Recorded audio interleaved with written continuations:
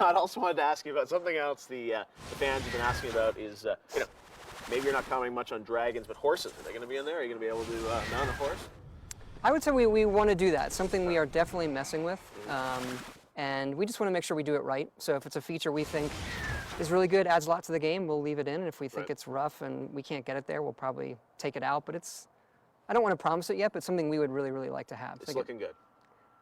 Today it is. You never know. The dragons are looking good. The dragons are a lock, right? I'll tell you what, we started out very conservative with dragons. Yes. Well, they're only going to do this, they're only going to do this, we're going to constrain them to these things. But they turned out, they really are awesome. We are using them. So as opposed to like saying, we're done with that feature, now we can move on to other things, we're like, there is more potential in this feature than we had originally thought. Right. So let's put even more time on it. So now we can have them appear anywhere. Multiple dragons.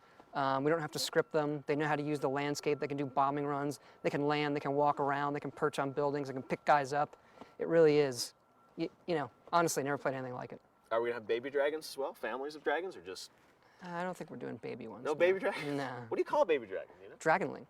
Is that true? Yeah. All right, but not making it into the game. We've had dragonlings in previous games. They're little Exactly. dragons. I think a dragonling could be. They're not the right vibe. Not the right vibe. No. Big monstrous dragons. Yeah, we want to scare you. Now, are we gonna these dragons? Are we gonna meet them early on? Just kind of thing where it's like the payoff. You got to put in a lot of time. Or are they gonna? No, they appear pretty early. Okay. Yeah, and then they ramp up as the game goes on. Right. Now, we've talked a lot about dragons. We talked a lot about Dragonborn. Who else are you going to be sort of meeting in this world? I mean, a lot of people wonder, are we going to see werewolves? Are we going to see vampires? I mean, how twisted is this going to get?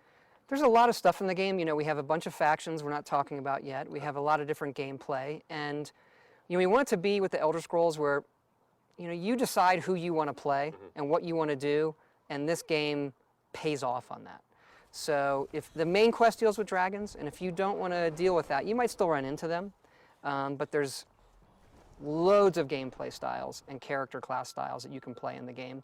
And you're not picking your class, though. It's sort of evolving, right? No, it's one of the things we did in Oblivion, where the game starts, you play a little bit, then a menu comes up and says, who do you want to be? And we sort of thought, a lot of people pick their skills then they play for a while, and then they realize, Want to do something different now? Oh, I chose wrong. I didn't have enough information in the beginning of the game. So this time, you just play. All of your skills affect your leveling, but the higher the skill is, the more it affects it. So it's a very nice, elegant, self-balancing system for leveling up that we thought, it was a little bit risky to try, but it's worked out really well. Now, your games are always known for, having sort of, lots of openness to them, lots of branching paths, Absolutely. lots of other ideas. How are you pushing that in a new direction in this game? And you think, is there anything particularly innovative about the way you're sort of telling the story that fans are going to? Yeah, one of the things we like to make it as open as possible, but the negative in that is we lose a lot of control. Yep. It's hard for us to control the game flow for a player or how hard things are or easy they are. So we built this new system called Radiant Story.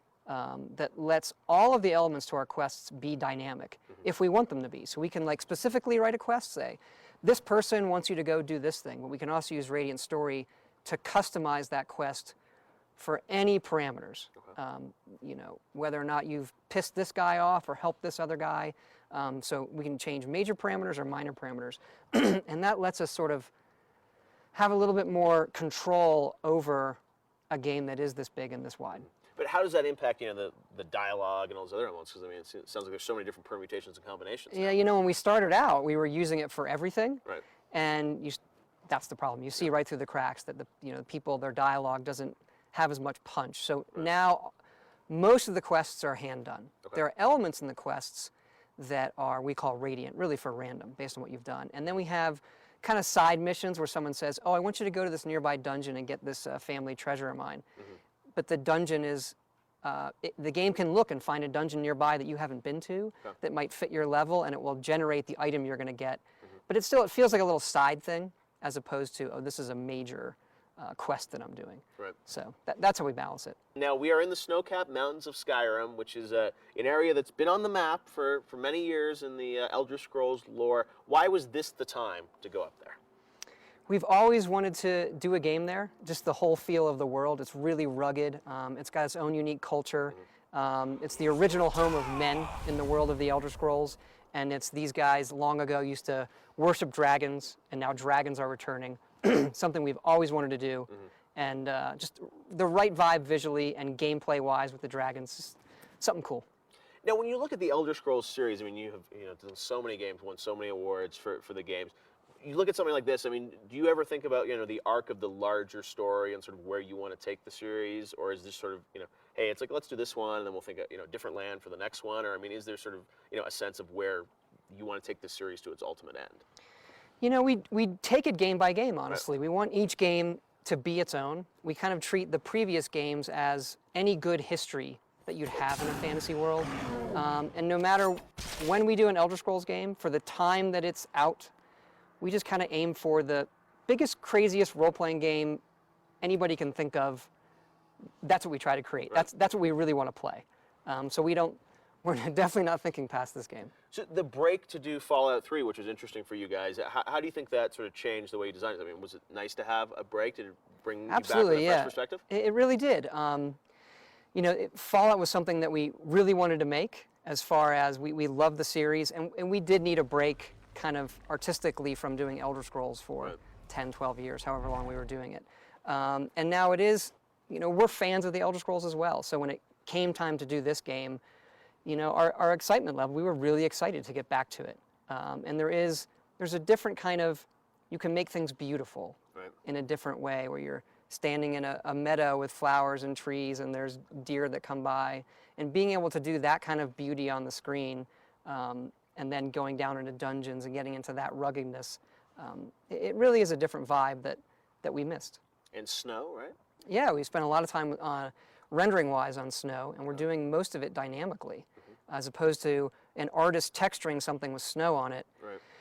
We just found we were doing double duty. We're having to make rocks and chairs and trees and everything with or without snow at different orientations. So eventually our graphics guys programmed it so the snow can dynamically fall. And we just make a piece of art once, and you say this is how much snow it has on it, and it looks great. Can Dragonborn do a snow angel? No. No? No. I'll add that for you, DLC. Yeah, I was going to say, or like at least roll a little snowball, right? Yeah, no, we're not doing that, sorry. No? Why are you playing in the snow? We got bigger features to worry about. Bigger features? Dragonborn won't be tobogganing? No, he's not that kind of guy. Or girl. Okay. Yeah. That's right, because you get to pick, right? Yeah, you can. Guy or girl. Yep. Dragonborn. We have all 10 races again. You can be a male or female. Customize how you look. That's the whole vibe of Elder Scrolls. Be who you want to be. And does Dragonborn have a family? Are we going to meet his family, or he's a lone warrior? He is a loner who's come into this province. Yeah. We'll find out more about him and the dragons. But he's not a dragon, right? He's not a dragon, no. First person, you never know, right? No, he's not a dragon. No. Let's go. We cannot wait to play. This is coming out in November 11th. 11. And we got, more factions to learn about? More E3, hopefully we'll see some dragons in a big way. We're going to be showing a lot more dragons at E3, a lot more shouts, talking factions, a lot of more shouts coming to E3. Absolutely, Have you been practicing your shouts? I will not be doing them. I'll have somebody else do it, like Jeremy. Let me ask you, the shouts, how did you come up with those? You have a guy who's like in charge of shouts? Emil Pagliarulo, who is the lead designer and writer on Fallout 3. Great writer, and tasked him with coming up with the dragon language. Okay. And he literally went home one weekend and made mead, and came in the next Monday and said, "Here you go." And we're like, wow. Can he speak dragon? He is the best one at it. Yeah. When he shouts, the shout, like when you watch the trailer, the guy shouting, that's Emil. That is Emil. That is Emil. Yeah, he can really do it. Can you say a little something to us in dragon in this interview? I'm not that good at it. No. Thank you, or check out the game. I couldn't do that much. Dovahkiin. Pre-order now, GameStop. Right. All right, it is Skyrim. You guys can check it out on November 11th, and we'll see you at E3, I'm sure, Todd. Absolutely. Cool, thanks. Thanks.